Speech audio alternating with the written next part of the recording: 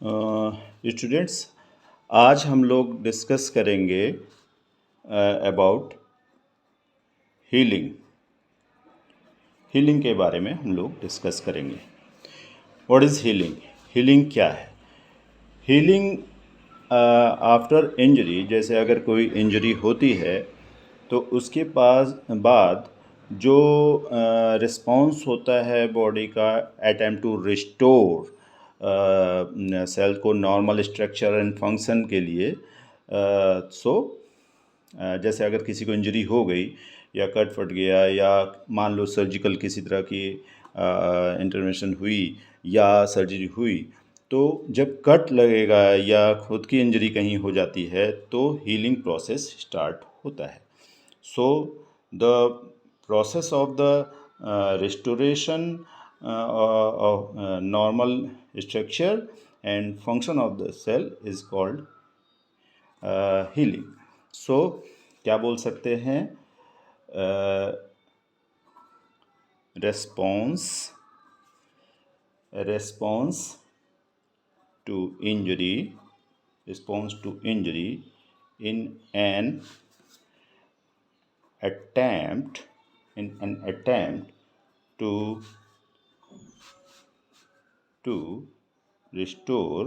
restore क्या? normal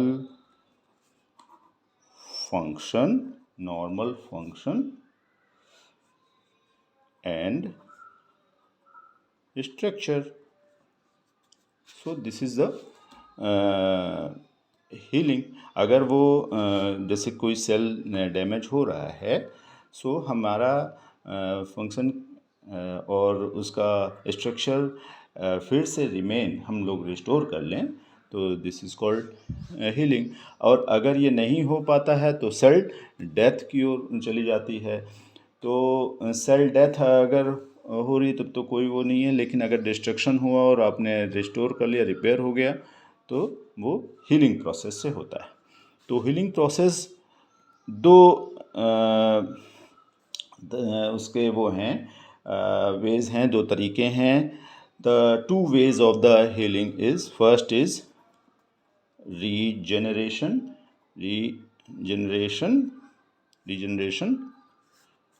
regeneration में क्या होगा? Proliferation of parenchymal cells and results complete restoration. इसमें क्या होगा? कंप्लीट रेस्टोरेशन हो जाएगा by the proliferation of parenchymal cell and results complete restoration.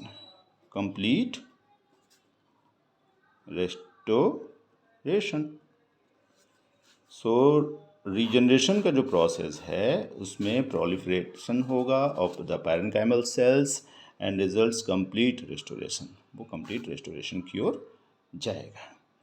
So parenchymal cells क्या होती हैं? पैरेन्काइमल सेल्स मीन्स जो वर्किंग सेल्स या functional cells of the body, या आप कह लें कि किसी भी ऑर्गन का जो फंक्शनल सेल्स होते हैं, दिस कॉल्ड पैरेन्काइमल सेल्स। तो रीजनरेशन के प्रोसेस में वो मेन रोल अदा करती हैं। देन आता है repair. The second thing is repair. दूसरा तरीका रिपेयर करें। तो इसमें क्या होगा कि proliferation of connective tissue elements resulting fibrosis and scaring. तो जो कनेक्टिव टिश्यू एलिमेंट्स हैं, जैसे फाइब्रिल्स हुए, ये क्या कहते हैं, कनेक्टिव टिश्यूज़ के जो जितने भी मतलब जैसे फाइब्रोब्लास्ट हुए, सेल्स हुई, ये सारी सेल्स जो हैं उसमें रोल अदा करती हैं रिपेयर के केस में। तो इसको बोलेंगे प्रोलिफरेशन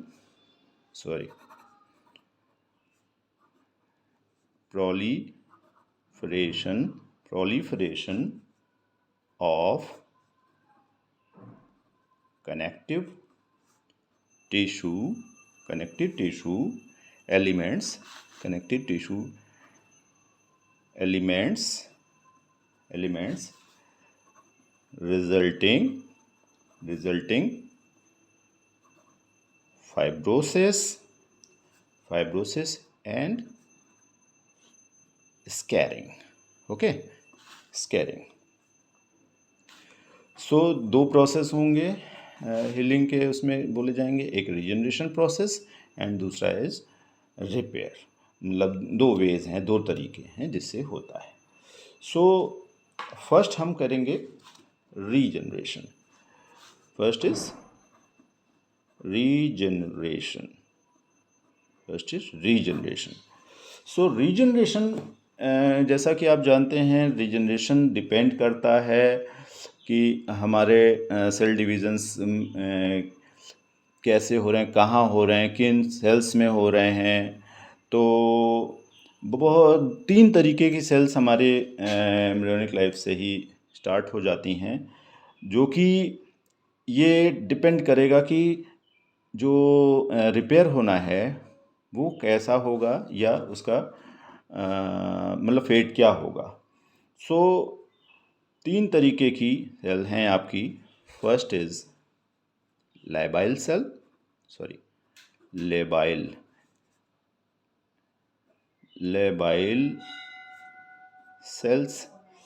लेबाइल सेल्स का क्या है कि ये जो होती हैं कंटिन्यू, जब भी जैसे आपका बर्थ हुआ, वहाँ से ले करके since from birth till the end of the life ये मल्टीप्लाई होती रहती हैं थ्रू आउट द लाइफ. तो लेबाइल सेल्स क्या होती हैं, throughout the life multiply होती रहती हैं. सो लेबाइल सेल्स कंटिन्यू मल्टीप्लिकेशन होता रहता है. इसको आप जैसे मान के चलें कि जैसे सरफेस एपिथेलियम्स होती हैं किसी भी सेल की, मतलब किसी भी एपिडर्मिस की, वो जैसे एलिमेंट्री ट्रैक हुआ या रेस्पिरेटरी ट्रैक हुआ या यूरिनरी ट्रैक हुआ, वेजाइना हुआ, सर्विक्स हुआ, ओके, एंडोमेट्रियल जो यूट्राइन एंडोमेट्रियम होता है. सो ये सारे के सारे कंटिन्यूसली पूरे जीवन भर, पूरी लाइफ भर क्या होते रहते हैं, ये मल्टीप्लाई होते रहते हैं. ओके, सो इनका बोल सकते हैं लेबाइल सेल के बारे में कि द कंटिन्यू टू मल्टीप्लाई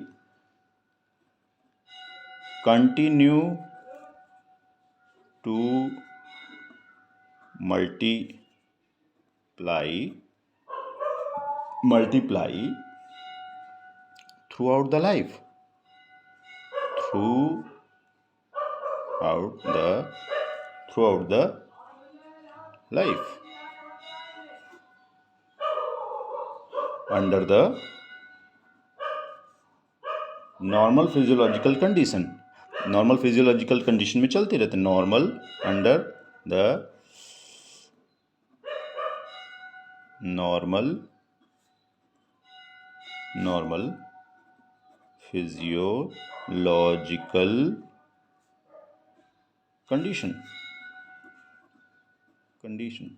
थोड़ा पेन अच्छी नहीं चल रही है मेरे ख्याल से, आपको दिख भी नहीं रहा होगा ठीक से. खैर, आप समझ लें कि मैं क्या कह रहा हूँ और उसको ध्यान से सुनते भी चलिए, बिकॉज़ मैं कोशिश कर रहा हूँ कि इसको और अच्छे से करूँ. बिकॉज़ अभी मैं अगर इसको वीडियो बीच में रोकता हूँ तो थोड़ा सा फिर इसको कनेक्ट करने में प्रॉब्लम आता है. सो आप समझ के चलें. रीजनरेशन का प्रोसेस में कुछ सेल्स डिपेंड करती हैं कि वो कैसा, मतलब आगे चल के हीलिंग करेंगे. तो लेबाइल सेल्स हो गई. देन सेकंड नंबर पे आपको जो सेल्स आती हैं वो होती हैं stable cells. Okay, stable cell का क्या होता है, पहले लिख देता हूँ. स्टेबल सेल्स, जो स्टेबल सेल्स होती हैं, स्टेबल सेल्स आपका एक जब एम्ब्रियोनिक लाइफ होता है वहाँ से स्टार्ट होती हैं और एडोलेसेंट स्टेज तक चलती हैं. ओके, एडोलेसेंट स्टेज तक इनका रीजनरेशन होता है, प्रोलिफरेशन होता है, बट आफ्टर द एडोलेसेंट ये स्टॉप हो जाते हैं।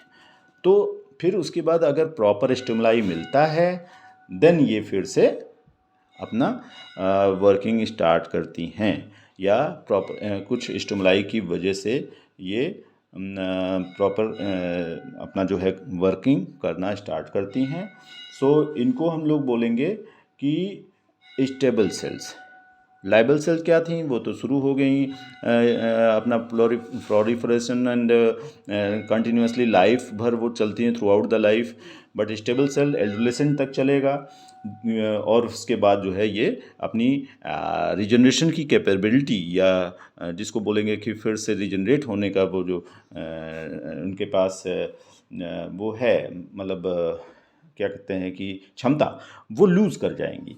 The cells decreases or lose their ability to proliferation after adolescence, but remain the capacity of the multiply ना, जब वो मल्टीप्लाई कब होंगी, इन रिस्पॉन्स टू स्टिमुलाई, किसी स्टिमुलाई के मिलने के बाद। ओके, इसको समझ गए होंगे। तो ये जैसे पैरेन्काइमल सेल्स हैं, ऑर्गन लाइक लीवर हुआ, इसके एग्जांपल्स में एग्जांपल देंगे अगर, तो ये जैसे लीवर की पैरेन्काइमल सेल्स। पैरेन्काइमल सेल्स मैंने बताया है कि आपको functional cells of the organ in the body.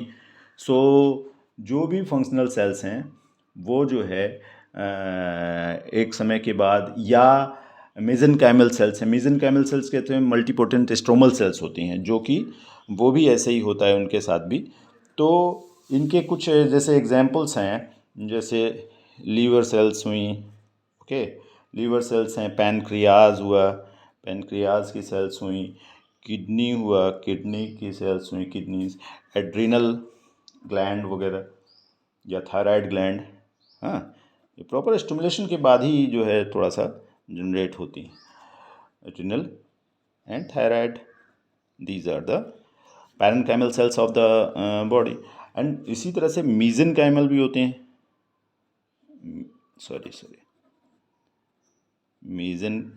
मेरा पेन नहीं चल रहा भाई। Mesenchymal cells like smooth muscle cells होती हैं, फाइब्रोब्लास्ट्स हैं, लिख सकते हैं। स्मूथ, बिल्कुल नहीं चल रही यार पेन, तो जस्ट मिनट, मैं कोशिश करता हूँ पेन अगर मुझे इस समय कहीं, बिकॉज लैक ऑफ पेन।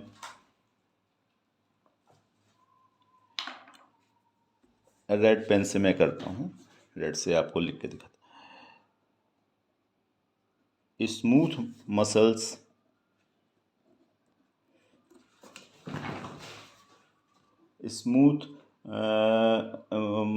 होती हैं, मसल सेल्स होती हैं जो आपके इलेस्टिन वगैरह, या जो आपकी आर्टरीज और इन सब में, तो या कहीं पर भी स्मूथ मसल्स होंगी, वो fibroblast cells, vascular endothelium, cartilage cell, मतलब there are lot of mesenchymal cells. Okay, तो जो मेसेनकाइमल सेल्स हैं वो भी ऐसे ही मतलब एडोलेसेंट स्टेज तक कई बार क्या होती हैं कि अपना वर्क करके स्टॉप हो जाती हैं और प्रोलिफरेट नहीं करती, बट कोई प्रॉपर स्टिमुलाई मिलता है तो वो फिर से रिजनरेट करती हैं। एंड लास्ट वन इज कौन सी है, परमानेंट सेल्स।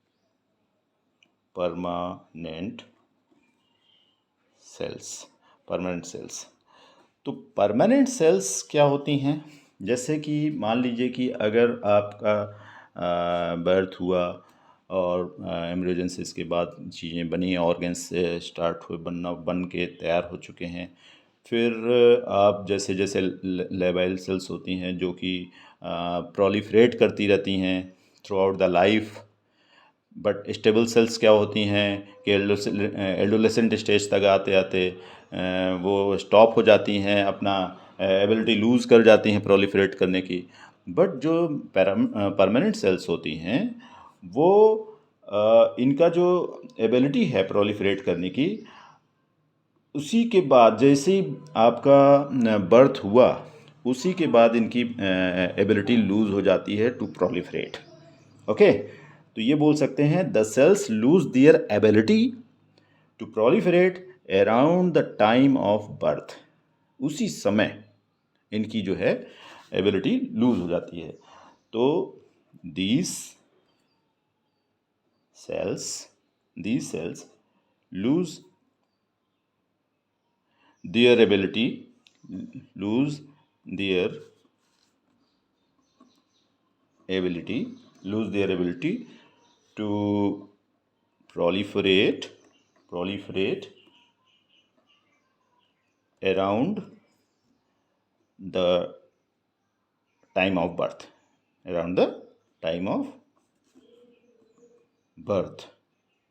अभी कौन कौन सी सेल्स होंगी एग्जाम्पल के तौर पे आप जानना चाहेंगे तो ये जैसे न्यूरॉन्स होती हैं, neurons of the nerve cells, neurons जो होती हैं of the nerve cells, okay, nerve cells हैं, या नर्वस सिस्टम के जितने भी सेल्स हैं न्यूरॉन्स जिसको बोलेंगे, या skeletal muscles, cardiac muscles, skeletal muscle हो गया, कार्डियक मसल हो गया, कार्डियक मसल्स। ओके, समझ लो मोटा मोटा कि जितनी भी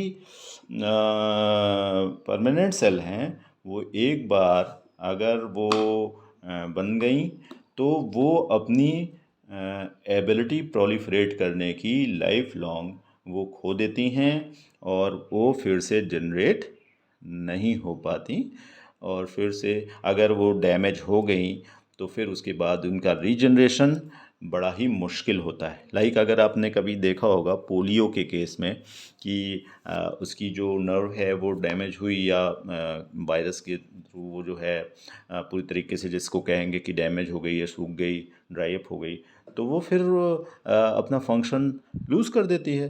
फंक्शनल और स्ट्रक्चरल दोनों तरीके से उसकी एबिलिटी नहीं रह जाती कि प्रोलिफरेट कर पाए या उसको फिर से फंक्शनिंग में आ पाए। सो लाइफ लॉन्ग वो बच्चा हमेशा उसका पैर फिर वो क्योंकि बिकॉज ऑफ नर्व सप्लाई नहीं आ रही प्रॉपर तो वेस्टिंग हो जाती है, पैर पतले हो जाते हैं, उसके अंदर कोई ताकत नहीं रह जाती है, और वो जो अंग है, वो जो पैर है वो फिर ख़राब हो जाता है, उसकी फिर किसी भी तरीके की एबिलिटी नहीं रह जाती है कि वो किसी तरह का परफॉर्मेंस या वर्क कर पाए। So this is the because of permanent cell damage by the any means, by the any injury, by the any injurious agents, viruses, bacteria से कैसे भी करके अगर ये परमानेंट सेल्स डैमेज हुई तो वो फिर से जीवन में प्रोलिफरेट नहीं कर पाती, लाइफ लॉन्ग एबिलिटी लूज़ हो जाती है परमानेंट सेल्स की। स्टेबल सेल्स की क्या होती है? स्टेबल सेल्स की क्या होती है कि वो जो है एक एडोलेसेंट तक आते आते तो चलती है, मतलब प्रोलिफरेशन होता है, बट उसके बाद वो भी अपनी एबिलिटी लूज़ कर जाते हैं अनटिल लेस कोई प्रॉपर स्टिमुलेशन अगर मिलता है, देन फिर उसके बाद वो फिर से रीजनरेट करने की कोशिश करते हैं और हो भी जाते हैं। लाइबल सेल्स क्या होते हैं? Throughout the life continue वो जो है मल्टीप्लाई करते हैं under the normal physiological conditions.